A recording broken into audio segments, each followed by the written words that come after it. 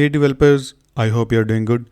So in this video, I'm going to share how you can create this amazing gradient effect on text using Tailwind CSS. So let's go to the code.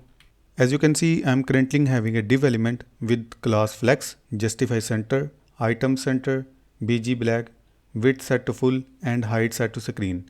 Now I will add a paragraph element. Let's add a p tag, and inside this paragraph element, I'm going to add a text, gradient text with Tailwind CSS. So now the very first thing we have to do is to add a gradient background. So let's go to the paragraph element and add class name bg gradient to right, and let's add a from color. I'm going with from green 500, and let's add an ending color. I'm going with 2 yellow 300. And now let's make this text a little bigger, text 7XL, and let's make it bold, font semi bold. And if I save this file and if I go to the browser,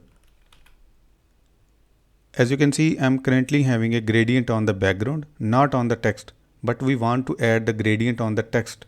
So let's go back to the code again.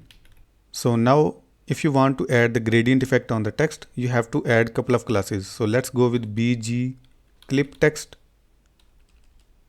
and also text transparent.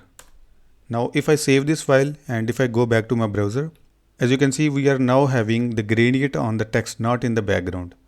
So now let's go back to code and let's add a middle color. So for the middle color, you have to add via the color name. So I'm going with via blue 500. So if I save this file, now I will have a middle color as well.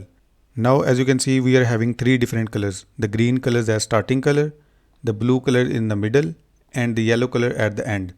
So this is how you can create an amazing gradient effect on the text. And if you want to learn more about Tailwind CSS, just subscribe to my channel and I will see you in another video.